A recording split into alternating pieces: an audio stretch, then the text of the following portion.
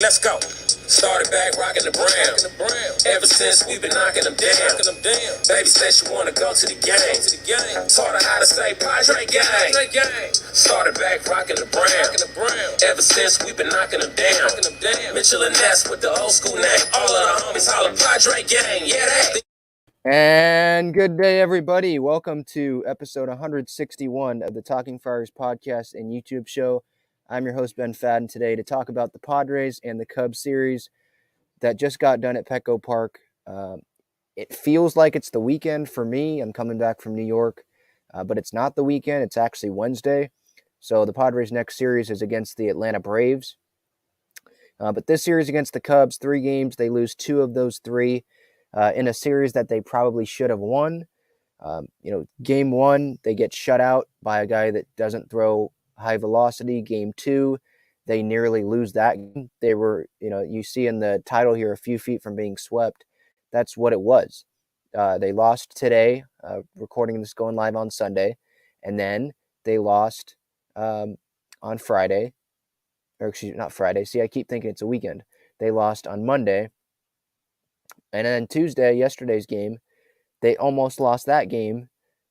Taylor Rogers, on the last out, the fly ball to left to Profar was like within feet of going over the fence and giving the Cubs the lead. It would have been a grand slam. So they were literally within feet of being swept by a team that right now is not a playoff team. A team that's 11-19 right now, even with today's win. So the Padres are 20-12 right now, and let me know in the chat how confident you are in this team right now. Do you think that this series, does that bring any confidence out of you? I mean, today, I guess that brings confidence out of me, like with the offense, Luke Voigt coming back and Myers. I wasn't a big fan of having Voit and Myers come back this early, especially with Myers not having a rehab assignment. But he does come back. Voit comes back after striking out a million times in AAA, and he hits 2 home runs today. So for today, he proved me wrong. Now, will that happen on the next road trip? Will that happen for the rest of the season? That obviously is something that's to be determined. But let me know your thoughts in the chat, what you're thinking about this Cubs-Padres series so far. This episode is sponsored by GAGLIONE Bros, famous cheesesteaks and garlic fries. I had some today at the Padre game, my first at Petco Park this year. GaglioneBros.com to view their entire menu. They're located in Mission Gorge, Point Loma, inside Petco Park as well, during every single home game of the Padres season. So they are a great sponsor to this show, and I really appreciate them. All right, let's get into this series chronologically, like always, Monday, Tuesday, Wednesday, and then we can preview a little bit of the Braves series and this upcoming road trip. Before Monday's game occurred, there were moves that happened, and this wasn't Myers, right? It was the Padres placing Matt Beatty on the 10-day IL with left shoulder impingement. They moved Pierce Johnson to the 60-day with the forearm issue, so it doesn't seem like they're going to see him back anytime soon. And then they cleared Sergio Alcantara off waivers, and I believe he's on the roster right now, on the big league roster. Abrams being sent down yesterday, obviously that meant that he's on the roster, Sergio Alcantara, that is, because you wouldn't send Abrams down and just not have any other middle infield option. But they have Alcantara there. They claimed him off waivers from the Diamondbacks. Alcantara is not really anything better than Abrams. He's just someone that can, I guess, fill the gap and fill that depth need right now when Abrams is probably better off going into the minor leagues, getting at bats. I just saw that he homered today for El Paso already. So just get him consistent at bats. Right now, it seems like they're just going to continue playing him at shortstop and in the middle infield. I think that he should get reps in the outfield as well, but that's doesn't seem like what they're trying to do right now. Maybe when he gets his feet under him in terms of offense-wise, maybe that's when they put him out into the outfield. But he is sent down. That was yesterday's move, but pregame Monday, Alcantara claimed off waivers. He had a negative WAR, I think, so far this year with the Diamondbacks. He spent time with Detroit and I believe the Cubs as well, if I remember correctly. I believe that was one of the last 2 seasons. I wrote a piece about that on Gaslamp Ball if you're interested. Nicholas, how's it going? Thank you for hopping into the chat here. Give me your thoughts on this Padres Cub Series. What are you thinking so far right now? What you saw in this 3-game set leading into an off day tomorrow, and then a 3-game set weekend series against the Atlanta Braves in Atlanta. There was that report prior to Monday's game that Voigt was going to return to AAA to get more at-bats after seeing 100 live pitches in front of the coaching staff, and that ended up not happening. He saw the live pitches, but him going back to AAA isn't happening. He obviously gets activated yesterday, and he draws 2 walks, he strikes out once, flies out, and then today is where he really got it started, hitting 2 home runs. The second one was crushed. And what else did he do today? I kept score of this game. He lined out to third in his second at-bat. He singled, and then he flew out to center in his last at-bat. So he ended up driving in 2 runs. Both of his home runs were solo home runs today. Went 3 for 5, scored 3 runs today. So a really, really good day. His best game as a Padre so far in his Padre career this season. But it's obviously not really a high bar because of, really, to be frank, how much he sucked so far, at the beginning of this year before he went on the injured list. And getting to Monday's game, the Padres ended up losing 6-0. It was a lot of Cubs offense. Gore pitched okay. Wasn't as good as he was, against Cincinnati or against Cleveland or against Atlanta even in his major league debut. But he was okay. But the Padres scored 0 runs. That's the bottom line. And when you score 0 runs, you're not going to win any games. You're going to go 0-162. So you can't really just put it all on Gore or all on relievers, right? Giving up 6 runs, that's hard. Scoring 7 runs in the big leagues is hard to do. But when you don't score any runs, you can't really use pitching as the excuse. In the top of the first, Suzuki had an RBI double down the left field line, made it 1-0 Cubs. Ian Happ had an RBI single to left field. That was his 3rd hit of the inning in the 4th. That made it 2-0. 3-0 Cubs when Hayward, I believe he scored. He singled the lead off the 5th and got to third base on Wilson Contreras' single before scoring on a 6-4-3 double play. And those are the 3 runs that McKenzie gave up. 89 pitches he goes, 5 innings, 3 earned runs, 7 hits, did not walk anyone, and then 6 strikeouts. So he struck out, I think, 4 more guys in that start than he did in Cleveland. And obviously, what I like is the 0 walks with Gore, because in spring training last year, that was the problem. In El Paso last year, that was the problem. But this year, the walks don't seem like it's the problem. Right now, it's more about honing that command of secondary pitches, right? Because his fastball is the pitch that the opponent knows that he is going to go to. If he's struggling with any other pitch, he's going back to the fastball. He throws his fastball, I think, more than any other Padres starter in terms of like percentages. So they knew that game plan going in. The Cubs did. And so they were able to capitalize on it, even starting in the first inning when Suzuki doubled down the line. I forget if that was a fastball. A lot of the pitches that they did hit were fastballs, and they were able to capitalize on that. So you got to give props to them. And I guess you could make the argument if Gore is going to be sent down with this whole rotation crunch coming probably on Tuesday when Blake Snell gets activated. We'll get to him. He had a rehab start with El Paso yesterday, so we'll get to that in a little bit. But when that comes, you can make the argument, okay, you send down Mackenzie Gore, maybe limit his innings, and you can have him work on those secondary pitches more in an environment where it doesn't really matter, right? It's the minor leagues. But Gore, overall, I think he still pitched well. He got around 90 pitches, didn't walk anyone. Still, it's a quality start if he gets through 6, right? 6 innings, 3 earned runs. It was 5 innings, 3 earned runs.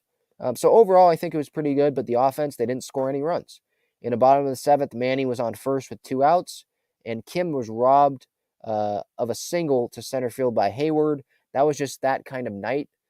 Kyle Hendricks, big story. He went 8 2/3 innings in this game, didn't give up a run, 3 hits, walked 1 guy, 1. And he struck out 7 And I think those 7 strikeouts to me are just attributed to Padres hitters probably being a little off balance, right? You're used to facing 90 plus mile an hour pitchers, 98 mile an hour fastballs, and then you have Kyle Hendricks come in and probably not throw many fastballs at all and throw a lot of changeups, a lot of curveballs that are like 80, 85, 88 miles an hour, and that's going to screw with you.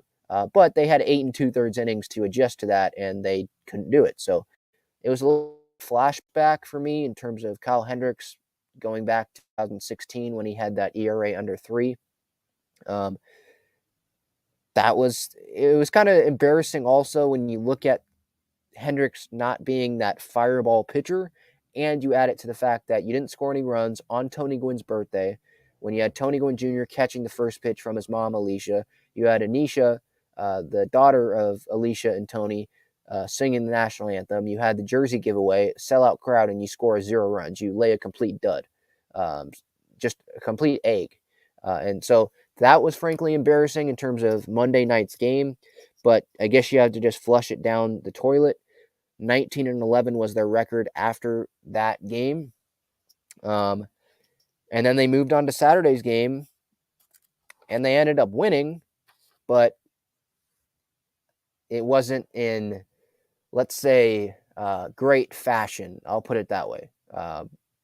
Sochi says, I was at the game today, and Grisham was abominable. Yeah. He was pretty bad. Yeah, I was there too.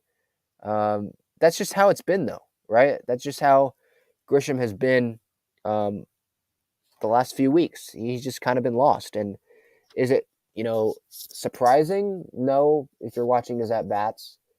Myers and Voigt, though, those are the positives of today's game. I know I'm kind of flip-flopping around and jumping all around here in this series. But I guess that was a little bit of the positive takeaway from today is Voigt having 2 home runs, Myers having the single on Friday, or I keep thinking it's the weekend, Monday night, yesterday, Tuesday night in his first game back. And then today he almost ties the game with that 2-run bomb, and it ends up going to the warning track. And there was a lot of warning track balls from both teams. You had, obviously, at the end of yesterday's game with Taylor Rogers, and I forget who was hitting. I think it was, I'm blanking on his name. Schwindel? Frank Schwindel, I think that was who was up. And the ball just died. It was hit high, but it died on the warning track. Profar caught it, and the Padres ended up winning this game on Tuesday night, 5-4. That improved their record to 20-11, and now they're 20-12 after today's loss. But as for Tuesday's game, pregame Bob Melvin said that he's having prostate surgery today, and he ended up having it today. The Padres released a update on that, and the surgery was successful, so that all good there. And he'll probably miss the road trip, or definitely the Atlanta series, probably the first couple series. So hopefully he can get well with that, and that's obviously extends more than just, it extends past baseball, right? Someone's health is more important than just the game of baseball. And the good thing, I went on the wrap-up show with John Schaefer yesterday after the Padres game live. So anyone was watching there, I hope you enjoyed that. But I was there live talking with John, and we talked about it. And I was bringing up the point, kind of looking at it glass half full, like, hey, Bob Melvin being out, yeah, that's not great. But at the same time, his real impact to me, at least at this point in the season, was in spring training when he was walking up to guys and talking to the whole team in spring training on the field, not in his office, making guys feel welcome, making the clubhouse a player's place, right? Not going in there. Wil Myers alluded to that earlier this year. And so he made that impact in spring training. And then also, not just Melvin, but it extends to Ruben Niebla, who's fixed Gore, it seems like, and he's providing an impact on a lot of guys. And then you have other former managers. Mike Schilt was hired, right? Matt Williams was hired. Brian Price was hired. He's a front office assistant, I believe. But there's those guys, right? And then you have even more versatile backgrounds and a little bit more interesting backgrounds with Macias, the first base coach, right? So there's a lot of different guys. Francisco Cervelli as well. Ryan Flaherty's still there as I think the hitting assistant to Michael Bradar. So it's not just Melvin, but I'm confident that the Padres can survive and still do pretty well without him as the manager for, probably this road trip, or at least most of it, because of the extension of the coaching staff, and not just Melvin, but Niebla and Badar and all of Matt Williams and all of those guys.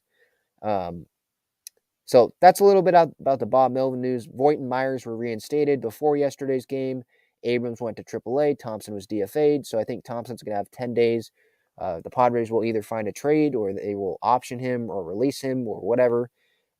That's expected. He had one great game, or good game, and that was his first start that he had in Pittsburgh. I think it was a couple weeks back, and then he had not gotten a hit in any game since then. So that wasn't a surprise that he was sent down when Myers was activated. He only came up because Myers went on the IL.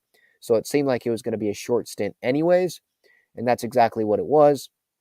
And then with Abrams getting more at-bats at the AAA level, I want to be a little bit more getting more reps in the... Did I just say raps? Did I say raps? Reps. I want him to get more repetitions in the outfield. Because I think that's the position that he's going to end up playing. When you get Tatis back, you can slide Kim over to second, or you have Cronenworth there.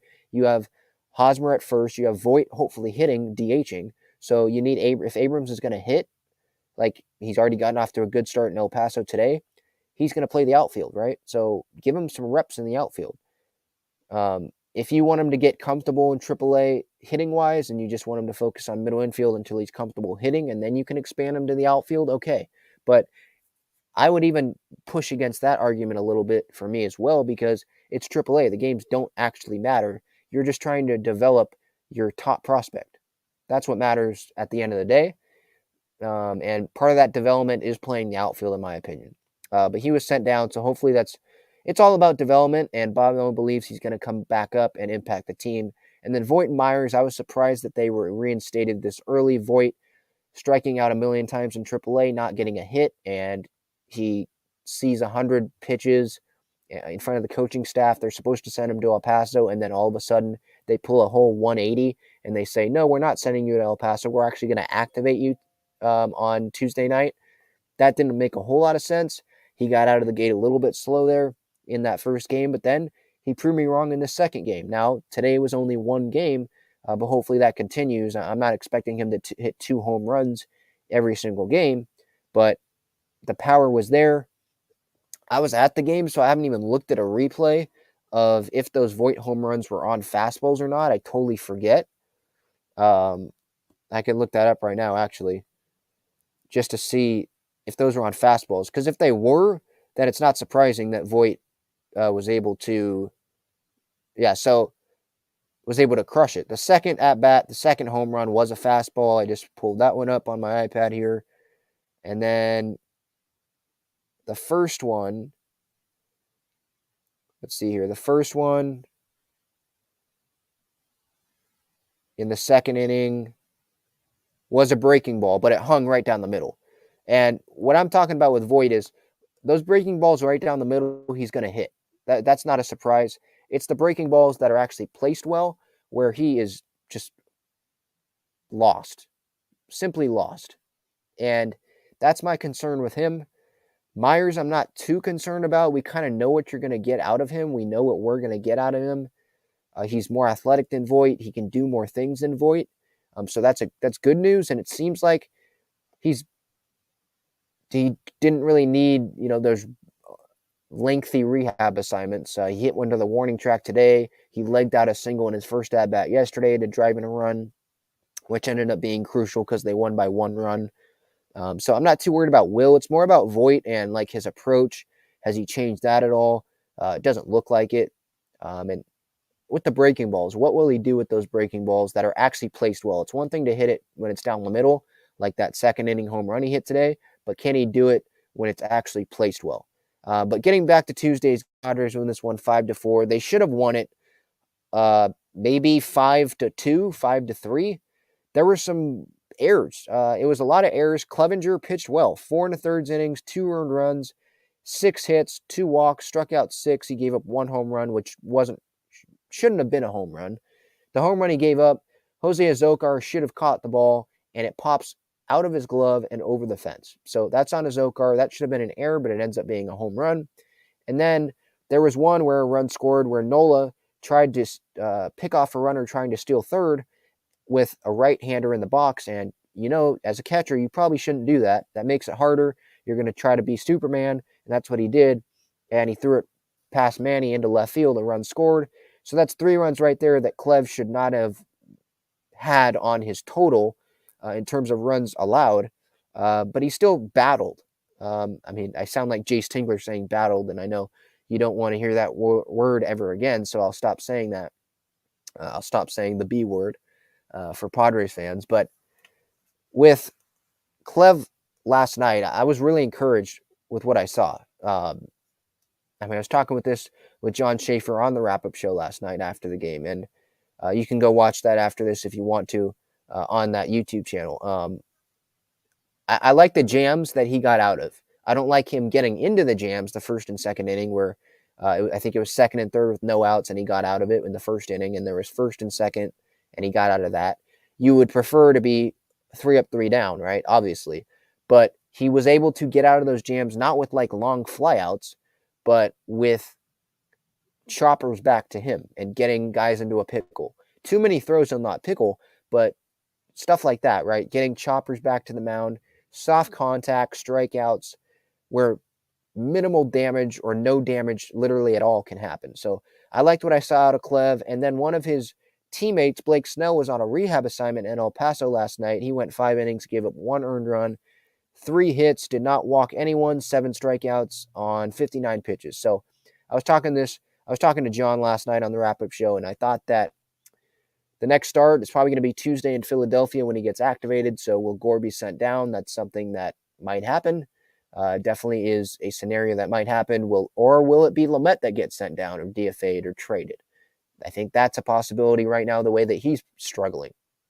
And teams there's always one team out there that's like, okay, this guy's struggling, but we saw what he did in 2020. We're going to take him. We're going to believe that we can fix this guy, and we're going to take all the credit for it. I feel like that's kind of what the Twins try to do with Paddock, and now Paddock has an injury. Obviously, hope that he does well and recovers from that injury. I think it's the elbow again. But there's always going to be that team that thinks that they're smarter than all the other teams, and they're going to try to go fix a guy like Lamet. So a Lamet trade could happen, DFAing him, optioning him. I think he has a couple left, if I'm not mistaken. So that's an option when Snow gets activated. But the no walks is obviously good because, last year at the major league level, what happened? He pitched good some starts. He went 7 innings, 6 innings. What was it? In August and September leading up to when he got hurt with that groin injury at Dodger Stadium. But, at the beginning of the year, the majority of the year last year, actually, he was nibbling, right? He was getting ahead in the count, 0-2, 1-2, and then he wouldn't want to throw the ball inside the strike zone and pitch to contact. He'd want to make sure that those hitters couldn't do anything with the pitch, and that actually ended up hurting him. That ended up going and hurting him because he would then start throwing a lot of balls, leaking arm side to lefties, to righties, and just throwing outside, low and away, up and away with fastballs, just nibbling. And it led to walks, it led to higher pitch counts, and that's obviously not ideal, especially with Blake Snell when he has a history of not pitching deep into games with the Tampa Bay Rays. And I don't even know if that's much with the Rays the philosophy, if it was Snell nibbling or it's just them saying, this is how we do things, right? Where with the Padres, it felt like Snell was nibbling. So the no walks is definitely a good sign. I know it's El Paso, it's not major league hitters, but it is some former major league hitters. And he struck out 7. So that's the Snell update. As for Tuesday's game, Padres win 5-4, like I mentioned a little bit earlier. The Padres did take the lead. Second and third, no outs. That's the Clev jam that I was talking about in the top of the first. In the bottom of the first, Myers legged out a grounder to third. I mentioned that a little bit earlier as well. In his first at-bat back off of the IL, made it 1-0 Padres. 2 batters later, Kim walked with the bases loaded. So that was a run that was gifted to the Padres, and they end up winning by 1 run. So that one run, say that 5 times in a row, that 1 run was huge for the Padres, and thank you, Cubs. You just take it and you move on. In the third, the Cubs tied it 2-2 with an Alfonso Rivas 2-run home run. That was the Zokar ball that tipped off his glove and went over the wall.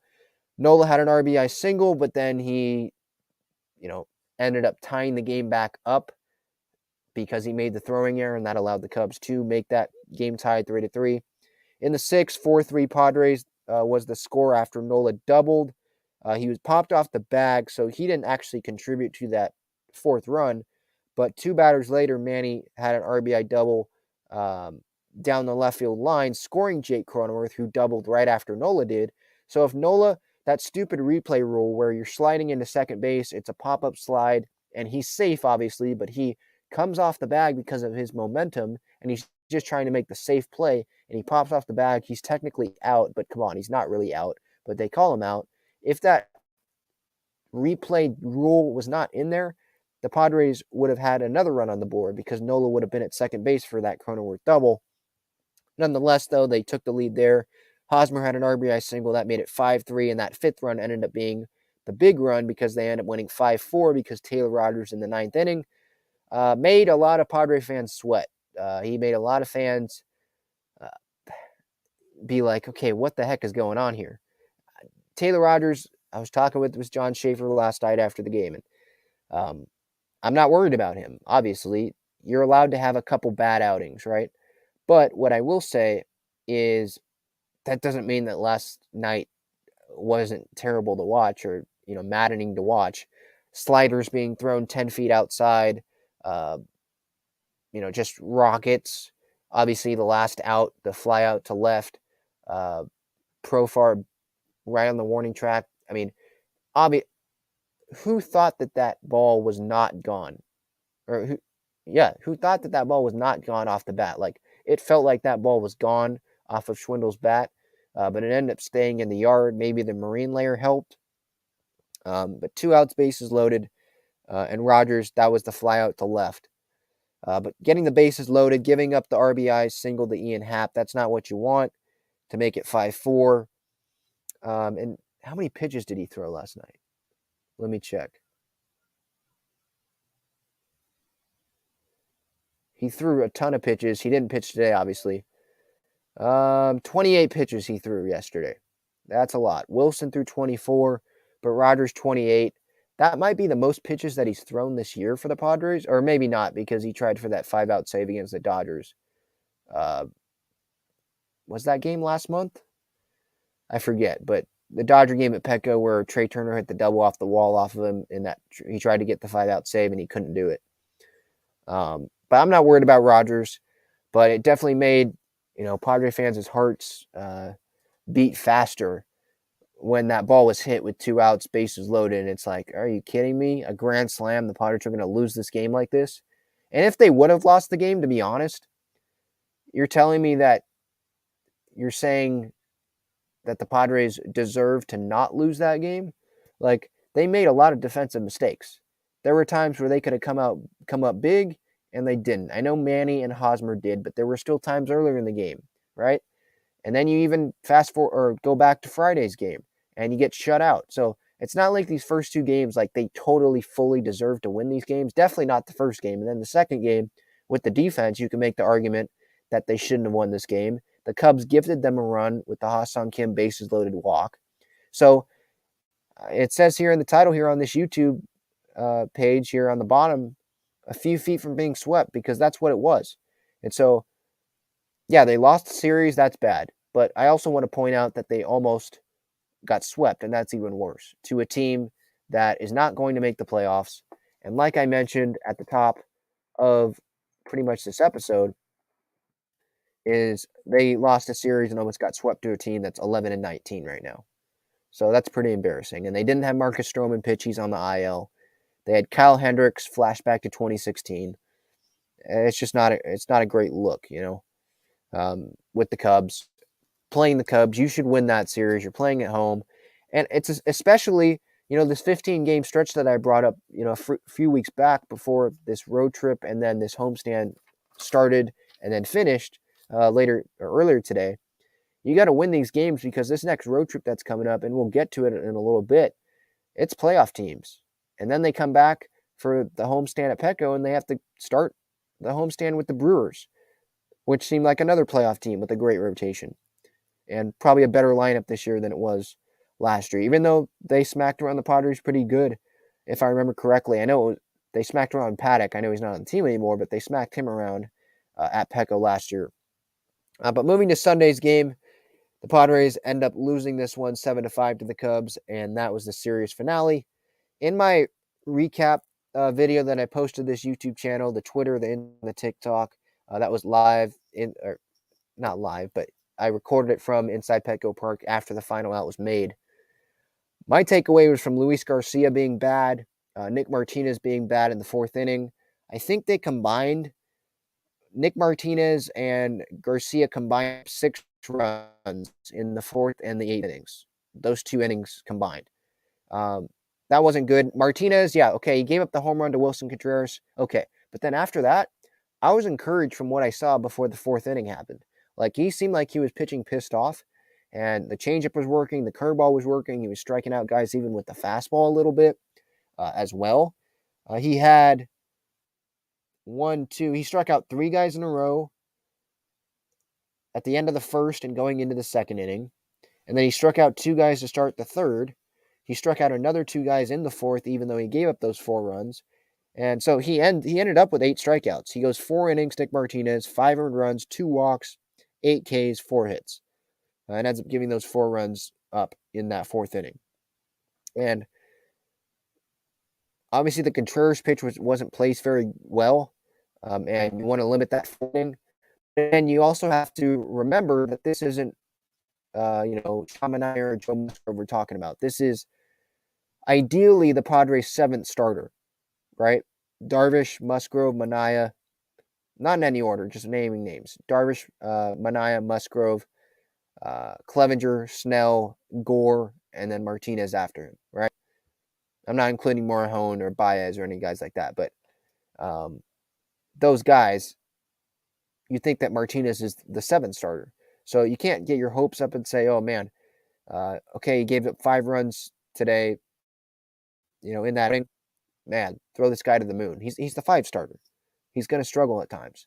And I think he's going to be moved to the bullpen when Snow gets activated, probably on Tuesday for that first big league start of the season against the Philadelphia Phillies in Philadelphia. That's going to be an intriguing matchup to watch, by the way. That lefty-on-lefty matchup with Bryce and Blake Snell, if that does happen. But for the rest of this game, I mean, the Padres, positive takeaways from this third game. There's negative takeaways all over the place in the scorebook that I took score today.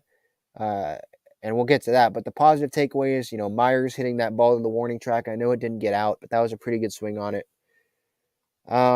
Luke Voigt, obviously, is the huge one, having 2 home runs, going 3 for 5. His best game as a Padre so far this season in his Padre career.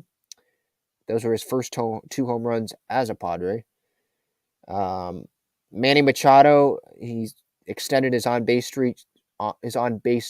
streak to 21 straight games. He went 2 for 4 today. He had a single in the third inning, a single in the fifth inning. He had a walk in the first inning as well. So a good day out of him.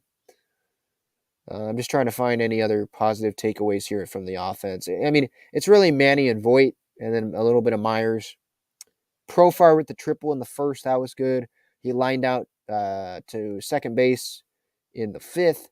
He doubled in the eighth. So, yeah, okay, I'll say Profar, Manny, and Voit. Those are the 3 big guys, positive takeaways offensively today for the Padres. In terms of negative takeaways, I mean, they just did not capitalize on these situations, these possible opportunities that they had today. I was riding home on the trolley with my mom, and I showed her my scorebook, and I was like, look at this. You got every single inning that the Padres had today, they left at least 1 guy on base to end the inning. Let's go through them. They left 11 men on base in total. In the first inning, they left 1 man on base. The second inning, 1 man on base. Third inning, 1 man left on base. Fourth inning, left 1 on base. Fifth inning, left 1 on base. Sixth inning, left 3 on base. That was that sixth inning where the only run they scored, bases loaded, 1 out, they only scored on a catcher's interference. So they didn't score there on any play that was actually a play. Okay, the catcher's glove was stuck out, and that's why they ended up scoring a run there. So that was a big failure in that sixth inning. In the seventh inning, they left the guy on base. In the eighth inning, they left a guy on base, and not just a guy on base, they left him in scoring position after Profar led off the inning with the double. And after that, Machado strikes out in the eighth to end that inning. And by the way, there was a flyout to right and a strikeout before Profar's double. And then in the ninth inning, they leave Hosmer at first base. He leads off the inning with a single, by the way, and then 3 straight outs. Myers fly out. I'm not going to get on him. That was almost out and tied the game. But then a fly out to center, a weak fly out by Voit, and then a weak pop up by Kim to the shortstop to end the game. So just they did not capitalize on opportunities that they had. And that's pretty much why they deserved to lose this game. I know that Luis Garcia was not good there in that eighth inning. He came in, gave up a single, a walk, a single, a 2 RBI single. He got a double play and then ground out. But those first 4 instances there, I mean, they were bullets. The walk obviously isn't a bullet, that's a walk. But the single, and then the 2 RBI single, the 2 RBI single by Rivas, they were bullets. I think all of them are up the middle, if I remember correctly. And right now, it feels like every day I'm changing my confidence level in the bullpen. Tiers in terms of confidence. You got Taylor Rogers at the top, Steven Wilson and Robert Suarez right behind him, and Garcia and Chris Matt behind him there. And even Garcia with today's rough outing, I'm still putting him there. And then below that, it's Kerr, Stammen, and Lamet, right? Those are the other relievers on the roster right now. So that's pretty much my tiers in terms of bullpen trust right now. In the chat, you can put that in there if you want, who you trust the most in the bullpen. Obviously, Taylor Rogers is the top one. But the story of the game, 7-5 the final, Cubs win, was the missed opportunities and that 4th and 8th inning blowing up in the Padres' faces in terms of the pitching. So this series, I don't want to say it was a failure because they won a game. They didn't get swept. But I went into this series saying that they needed to win this series because they're playing a team that is not good. They're playing a team that's not going to make the playoffs. They're playing a team that didn't have Marcus Stroman, right? They're playing a team that had a hobbled Seiya Suzuki, who then still went and contributed to that team. And then you add in that they had Voit and Myers come back in that second game of the series. I know Voit showed up today, but it just stings that you feel like today was a winnable game, right? They had a lead in the second inning. They were up 2-1, and then they come back and they tie the game, in the 7th inning, but then Garcia comes right back out there in the 8th inning and gives up the lead again. So when they were ahead or they tied, they gave it right back. So that was a little disappointing there. But yeah, I want to focus on the Padres' 15-game stretch that I was talking about before this road trip, this Braves, Phillies-Giants road trip that they're going on, where they're facing all playoff teams. Let's look back at the schedule, this 15-game stretch that I mentioned a couple weeks ago, and how they did, what their record was. And I believe, I think it was the start of the Pittsburgh series is what no. It was the Red series that I started on April 26th. From the Red series starting on April 26th through today, the Cub series. So from April 26th to May 11th, what was their record? So let's look at that. So they swept the Reds, so 3 wins there, 4 wins, 4-1.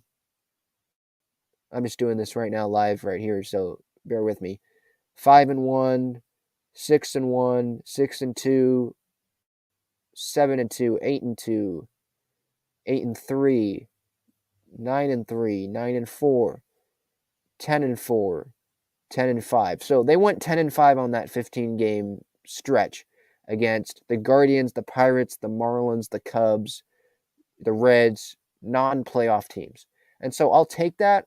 I would have preferred, 11-4 There's games that you could point out, like, I don't know, the Pittsburgh series where Hosmer, instead of getting in front of the ball, he tried to backhand the ball. Whoa, the table got messed up a little bit there. He tried to backhand the ball and went under his glove, and they end up walking it off there. Hayes scores from first base.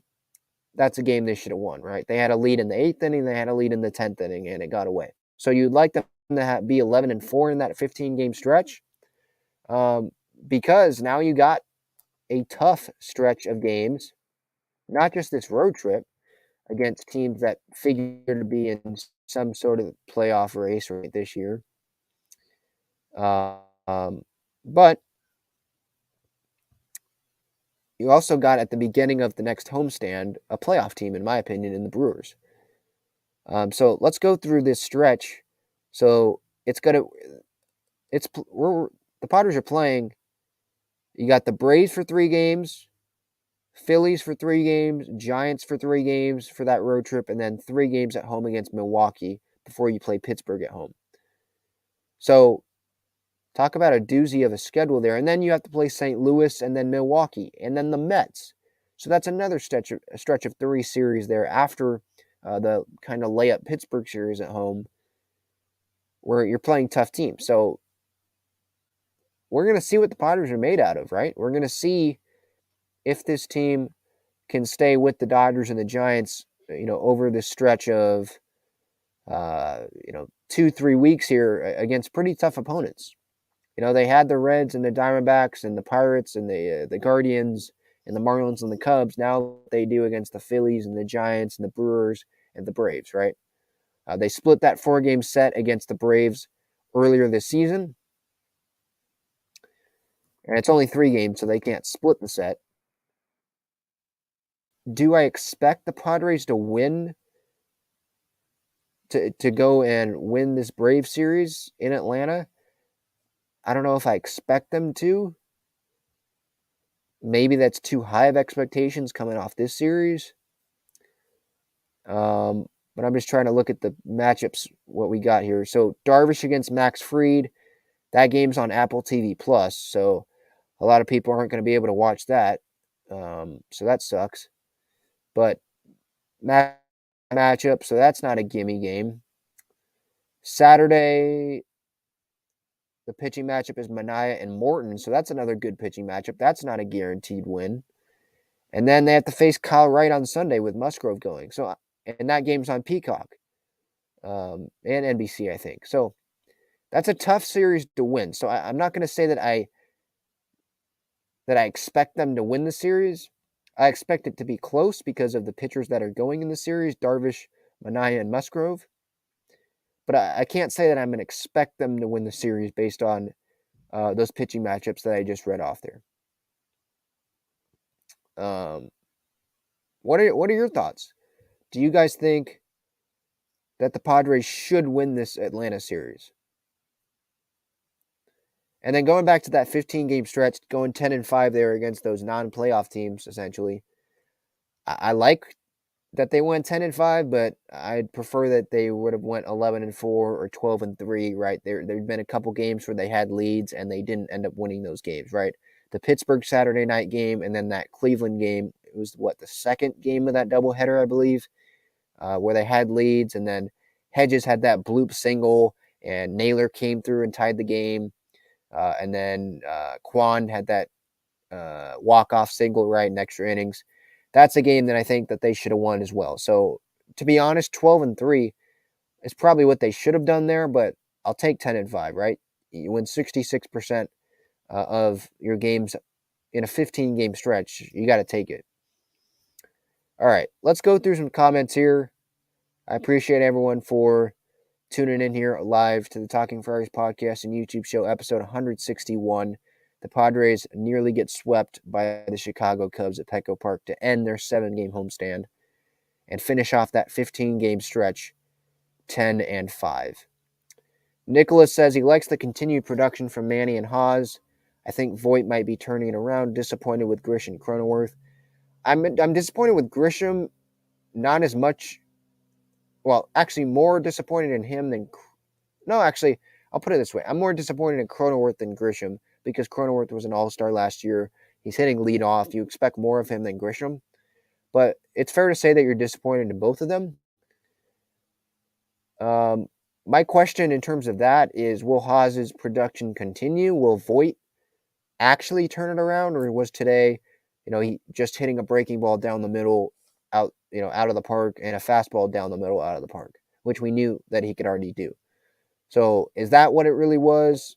And it was kind of, just a barrage, or was it something that can lead to a trend, right? So that's how I'd answer that. Anthony says, I like the idea of 7-pitcher, 5-man rotation. I think that it's something that they're not going to employ, all season consistently. I think it's something that they could use like in June when they have, I think, like 30 games in 30 days, something crazy like that, because of a doubleheader that's included there, and like 15-day stretches, consecutive games played there, and 15-game stretches sandwiched, and you got like 1 day off in between those 15-day stretches. So they could use it then. And then not even just looking at the schedule, but Nick Martinez, talk about saving the bullpen. You can have him or Gore pitch after Snell, who's not built up. He had 60 pitches, about that, in his rehab start on Tuesday, yesterday. So he's not built up. So having someone like that come in after, and you can save the bullpen, you don't have to use Chris Matt every piggyback start. I think that can help. Nicholas says, I'm really wishing we got Suzuki right now. I mean, Suzuki's he's been good, but I feel like the Cubs overpaid for him, so I don't feel as bad about it right now. Yeah, Profar is not the same guy that he was the first couple weeks of the season. That's clear. He's swinging at pitches outside the strike zone. But at the same time, I feel like Suzuki got overpaid. And Robert Hass III is going to come up probably at some point next year. Abrams hopefully can play the outfield in the majors sometime this year. I mentioned it earlier. I think that's where he's going to have to end up playing long term. So we'll see what comes of that. And then I guess you just got to hope that Wil and Grisham can do something this year. Zoji says, Grisham's continued lack of offense and the lack of effort in center really screwed the pot today. I know Azokar botched a robbable homer last night, but I'd rather have him there. I think that's what she said. Lack of effort in center. There was one play where I was sitting there and I was like, okay, why can't you put your hand up? Put your glove up and try to at least catch the ball, where it went over his head. I think it was in the gap. It might have been Hayward. I forget who it was at the plate. So I do agree. It's a bad look, when you're watching on TV, and even some random pop-ups. It's like he's just gliding over and not like sprinting to it, but you're not going to sprint to every ball. I don't want to make excuses, though. I do understand that point. There's been multiple times this year where there's been plays where he's had to run back, and he definitely should have caught the ball, whether that was him just being lazy or it was him not knowing where the ball was. But there's been some plays where he should have caught balls that he hasn't. So I do agree. And then his offense, it is what it is. I'd like him to be aggressive, continue being aggressive.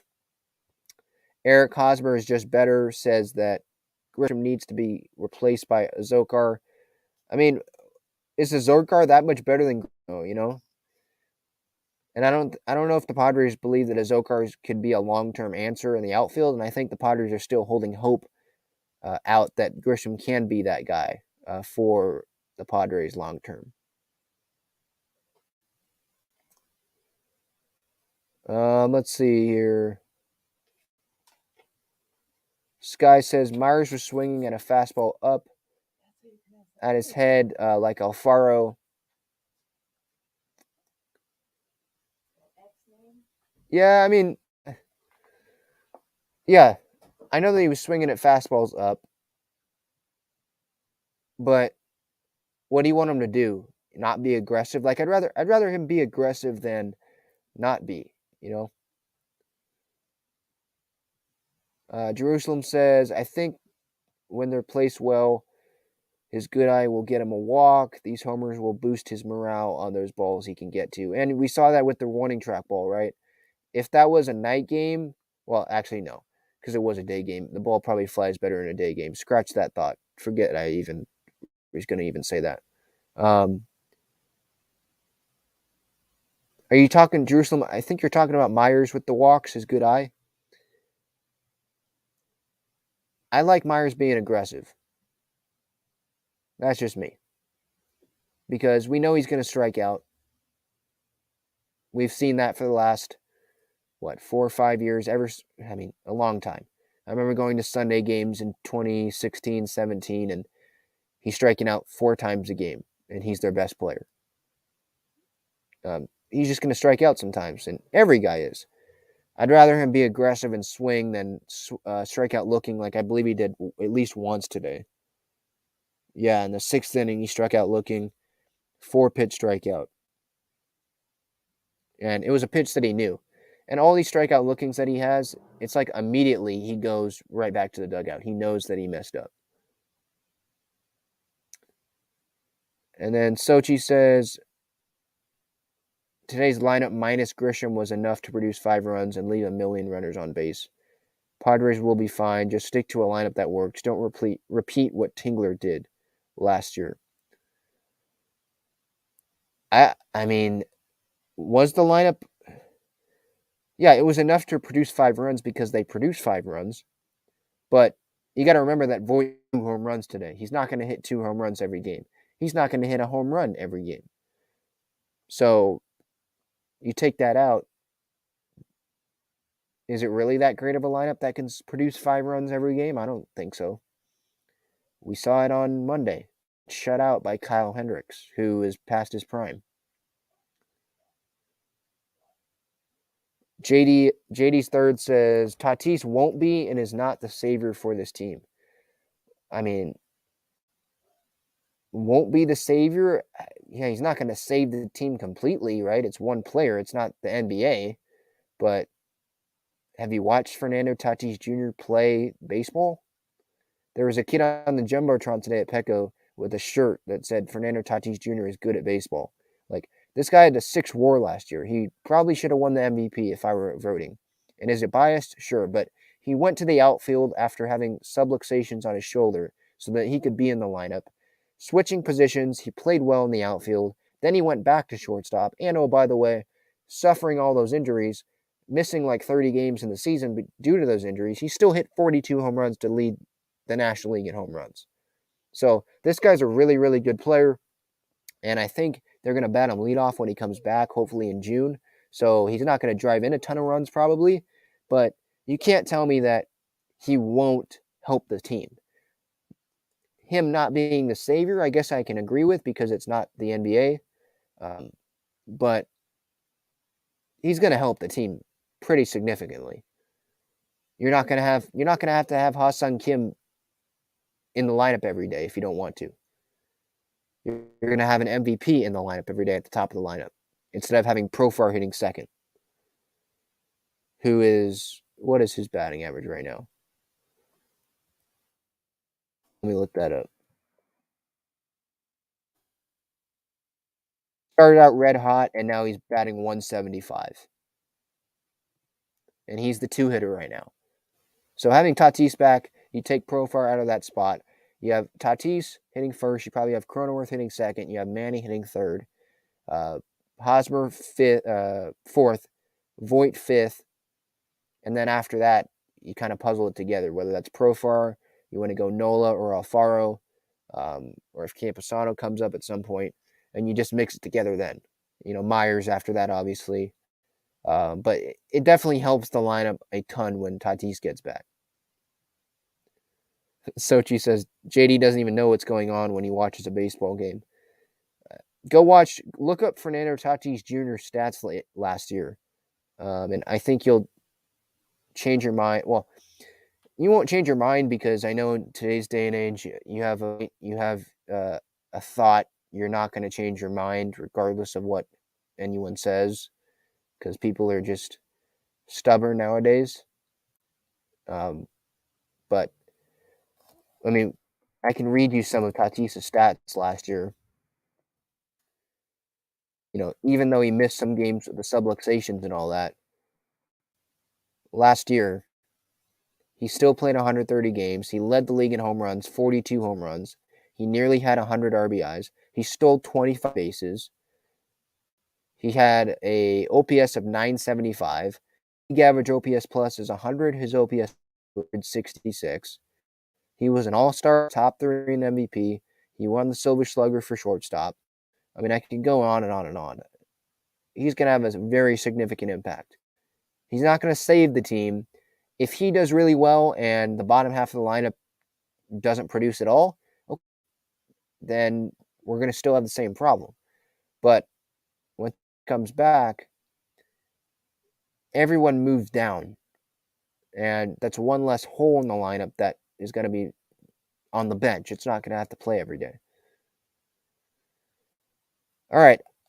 Anything else? Any questions anyone else has in the chat?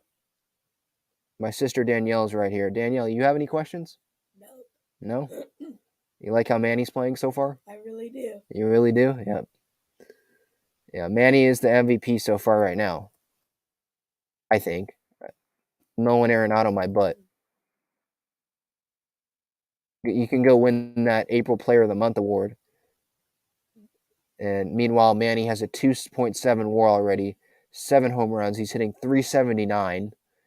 He has an OPS plus of 224, an OPS of 1,085.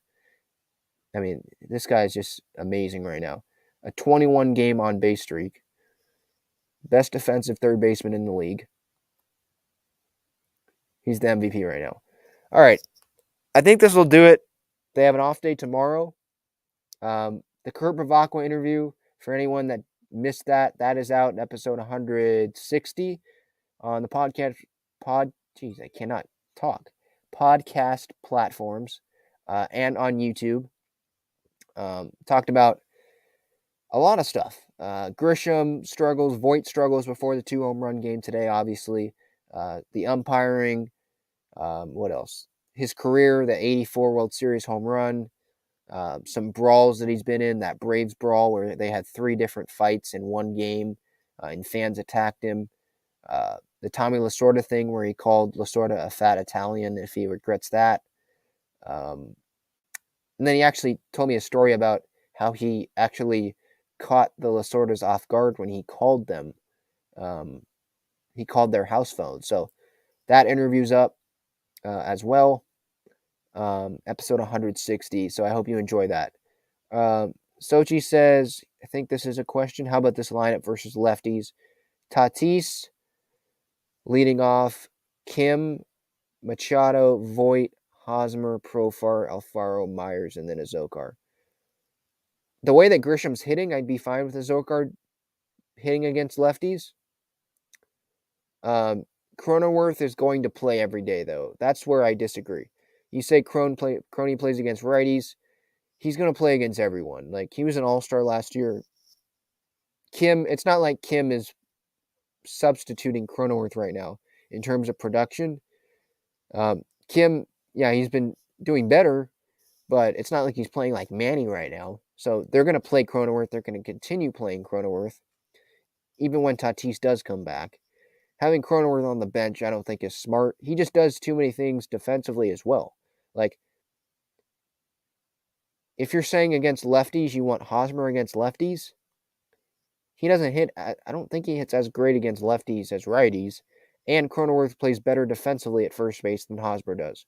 Just go look at the dang highlight from the other night where Cronenworth made a great play at second. You know, he throws to first, one hop, perfect play at first, and Hosmer, instead of lunging to make the play that was right to him, he steps backwards and the ball collides with Contreras. I have no idea what he's doing there. So, Sochi, I disagree with the Cronenworth being benched against lefties. I think that's too early for that, even when Tatis comes back. But everything else there, I mean, Machado obviously hitting third, Voit, Hosmer. I mean, maybe they go Hosmer in between Machado and Voit to split up the righties. But other than that, I kind of agree with that. Maybe they want Nola in there against lefties. He's a righty too. You want more contact maybe at the bottom of the order. JD's third. maybe he's a Dodger fan or something. I don't know. He says Crony is like Bellinger, only playing due to his defense. Well, I think they're going off a bigger sample size than just this season. He was an all-star last year. He was really, really good in 2020 for the team. Ever since Hosmer went down in 2020 when I think he was sick with like a stomach bug or something, he took over at first base and then was in the lineup the rest of the season. He's not only playing due to his defense. I disagree with that. All right, I think this is going to do it. This has been episode 161 of the Talking Friars podcast and YouTube show, brought to you by GAGLIONE Bros, famous cheesesteaks and garlic fries, located in Mission Gorge, Point Loma, inside Petco Park, GAGLIONEBros.com to view their entire menu. For Ben Fadden, I'm your host. I'm signing off. Thank you so much for watching and listening. I hope you subscribe to this YouTube channel, trying to get to those 1,000 subscribers to implement those super chats. And make sure you follow the Instagram, the TikTok, the Twitter accounts at Talking Friars. All right, see you, everybody.